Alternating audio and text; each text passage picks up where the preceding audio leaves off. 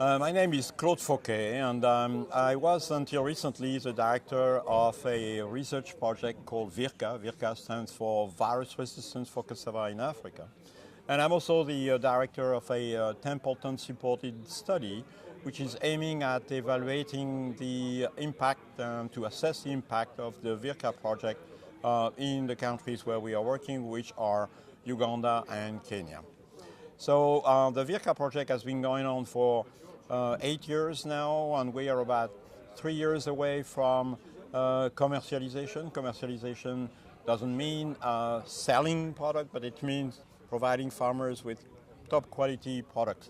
In our case, we are talking about cassava, and we are talking about two products of cassava, two different varieties of cassava that will be resistant to the two most important viral diseases in East Africa.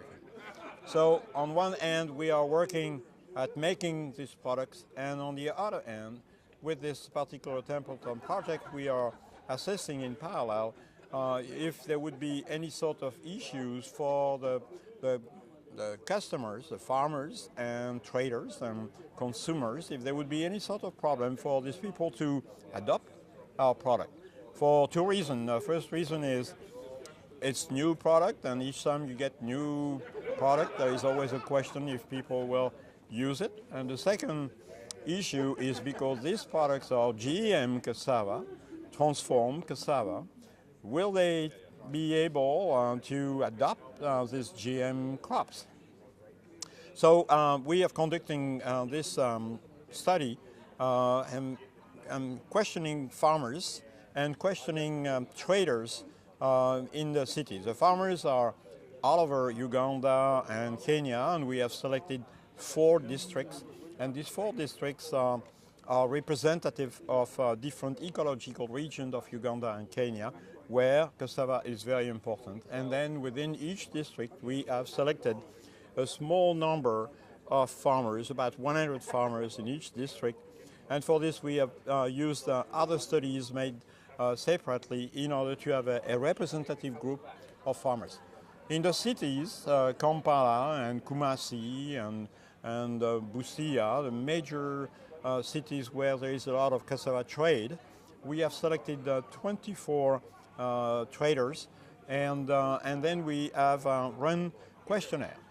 We have worked extensively on these questionnaires to make sure we had all the relevant questions relative to selecting varieties, growing these varieties, selling these varieties, and processing these varieties, and also the cost of these varieties. Not only we want to know if the farmers will accept this new product, but also we would like at the same time measure the impact. How much impact are we talking about? How many people will pick it up, etc. And this study will continue in parallel with the VIRCA project until we're going to deploy, and potentially we will continue this even longer to measure what we are doing and if we can improve the system or not. So this year, I reported the preliminary data that we have accumulated for this evaluation of impact. It's only about 60% of the data that we have collected so far, so it's not completed yet.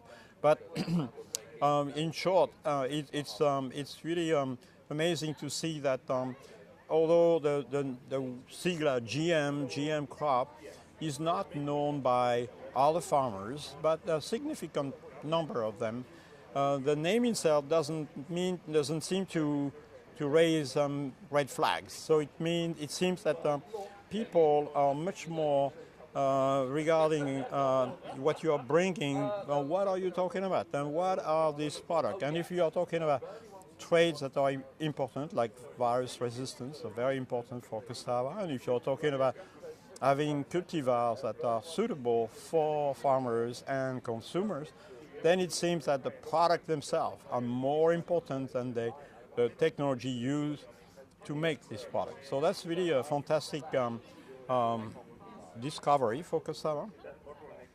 That the fact that our products will be GM will not be a no-no. It will be just show me what you have, and see if the quality is good.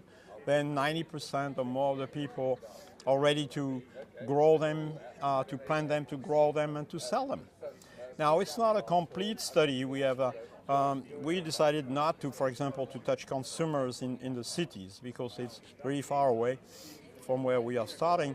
And so therefore there is always question and uncertainties. But it seems that we are not going to hit a wall of refusing these technologies simply because they are GM technologies.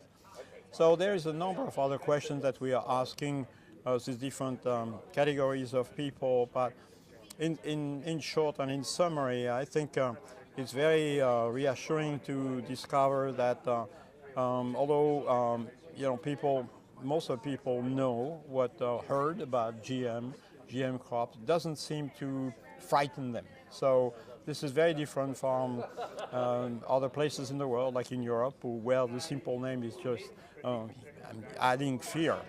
Now, when we talk about risk, I think we have to recognize that most of the people are not knowing what GM is really, not knowing how you make GM plant, transgenic plant, are neutral relative to question relative to risk, because they don't associate this with risk, they don't see the risk, and all they see is the products and the benefit.